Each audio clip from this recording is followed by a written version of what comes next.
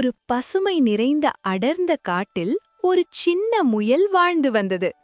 அந்த முயல் ரொம்ப புத்திசாலி, ஆனால் உடல் பலம் இல்லை. அதே காட்டில் ஒரு நரி இருந்தது. அது ரொம்ப பேராசை கொண்டது. எதை பார்த்தாலும் எனக்கே வேண்டும் என்பதே அதன் பழக்கம். ஒரு நாள் முயல் ஒரு பெரிய கேரட் காயை கண்டது.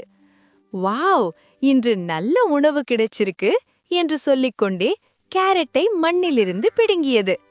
அதற்குள் நரி எங்கே வந்தது. நரி முயலை பின்தொடர்ந்து சென்றது. முயலே, அந்த கேரட் எனக்கு கொடு, நான் பெரியவன் அல்லவா என்று நரி முயலிடம் சொன்னது.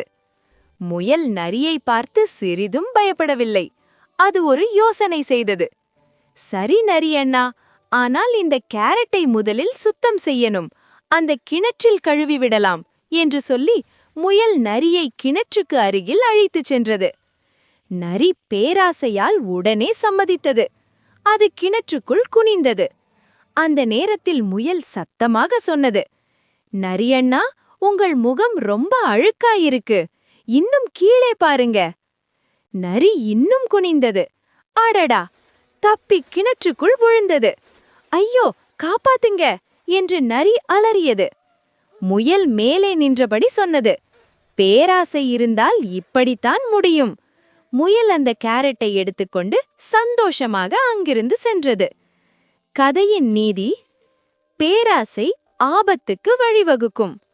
பலமில்லாதவரும் புத்தியால் ஜெயிக்க முடியும்.